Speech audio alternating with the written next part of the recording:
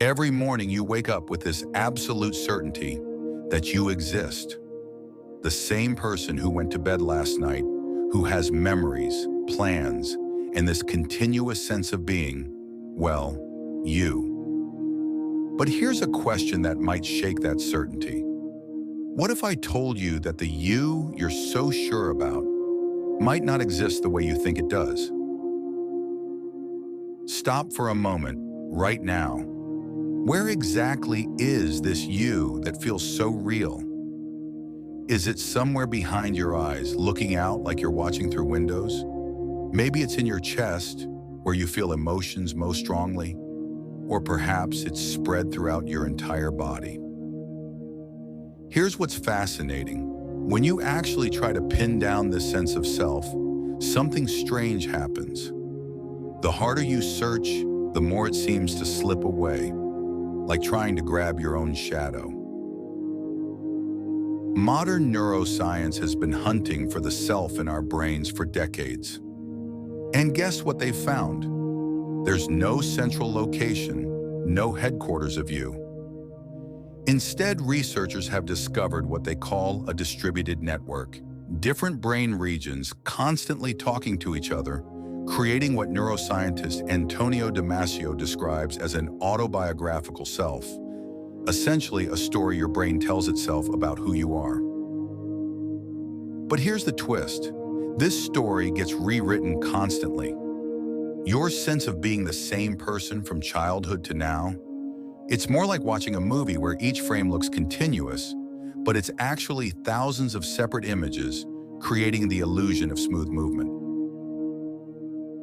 Ancient Buddhist teachers understood this centuries ago. They spoke of the self not as a thing, but as a process, like a river that seems constant, but is actually flowing water that's never the same from moment to moment. Right now, you're listening to these words. You're aware of thoughts passing through your mind. There's probably this sense that somewhere, inside, you're the observer, the one witnessing all this mental activity. This observer feels fundamental, doesn't it? The constant presence behind all your changing experiences. But here's where it gets really interesting. When scientists study meditators, people who've spent years examining their own consciousness, something remarkable happens. As their practice deepens, brain scans show decreased activity in what's called the default mode network, the neural circuits associated with self-referential thinking. What emerges isn't unconsciousness, but rather a kind of pure awareness without a center. Awareness that doesn't need an observer to witness it, like the sun that illuminates everything while needing no external light source. The 18th century philosopher David Hume noticed something similar when he looked carefully for his self. He found only a bundle of different perceptions which succeed each other with incredible rapidity and are in perpetual flux. No observer, just observing happening. Let's try something. Reach for an object near you, maybe your phone or a cup. Feel how effortless that was?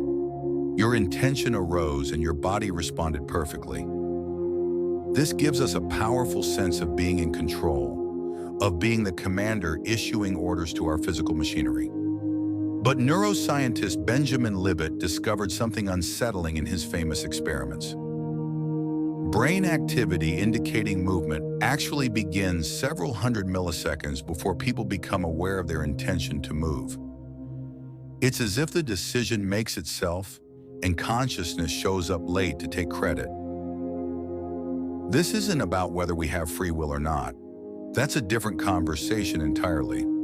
It's about recognizing that actions might arise more like bubbles surfacing from the depths of champagne, emerging from unconscious neural processes into the bright space of awareness, fully formed. The ancient Taoist masters understood this as Wu Wei, effortless action that flows with the natural order of things, rather than forcing outcomes through willpower. Look around you right now. You see distinct objects, walls, furniture, maybe trees outside. Your skin seems to mark a clear boundary between you and the world. But let's examine this more closely. Where do you actually end and the world begin? The air you're breathing was outside you moments ago. Now it's intimate with your bloodstream. Water flows through you like a river, making up most of your body before returning to the environment. Even the atoms in your hand were forged in ancient stars, temporarily organized into what you call your body, destined to continue their cosmic journey long after this particular arrangement dissolves. Quantum physics reveals an even stranger picture. At the fundamental level, particles don't have definite properties until observed. The act of measurement doesn't just reveal reality, it helps create it. Ancient Vedantic teachings point to something similar. What appears as countless separate waves are really expressions of one ocean, each seeming individual, but never actually separate from the whole. Everything you can perceive right now is changing. Your thoughts are flowing and dissolving. Your emotions rise and fade. Your body completely regenerates every cell over several years. Even your memories shift each time you recall them. Yet something in us resists this truth. We cling to experiences, relationships, and identities as if holding tight could make the temporary permanent. But watch a river sometime. The water never stops flowing, yet the river maintains its character. This is what the Buddha pointed to. Not destruction, but dynamic stability. Not emptiness, but fullness expressing itself through endless transformation.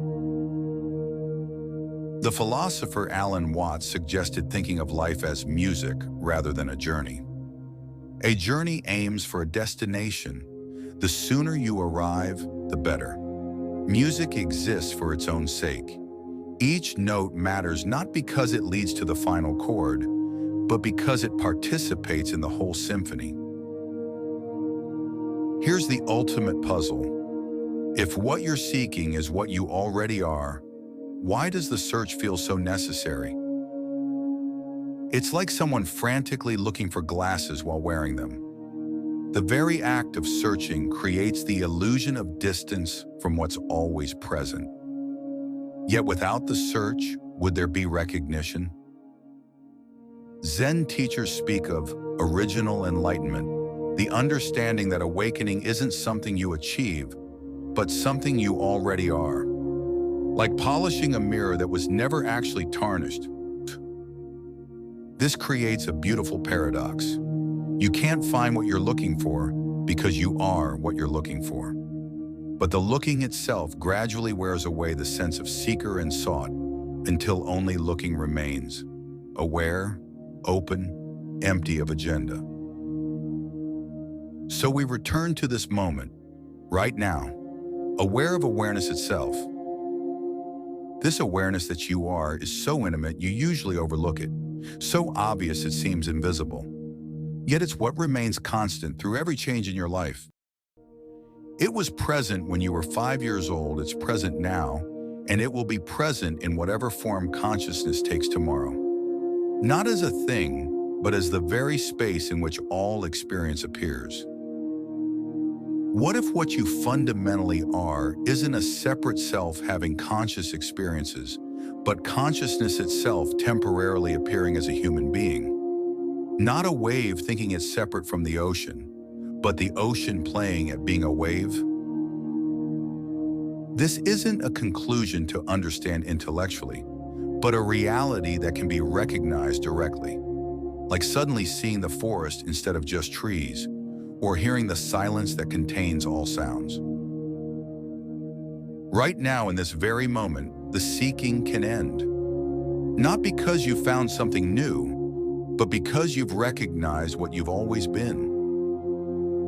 The questions dissolve into the silence from which they arose.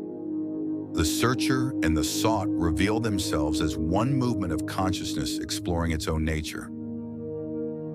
In the end, there is no end, only the eternal beginning of now, recognizing itself in the mirror of awareness. What you are is not a problem to be solved, but a mystery to be lived.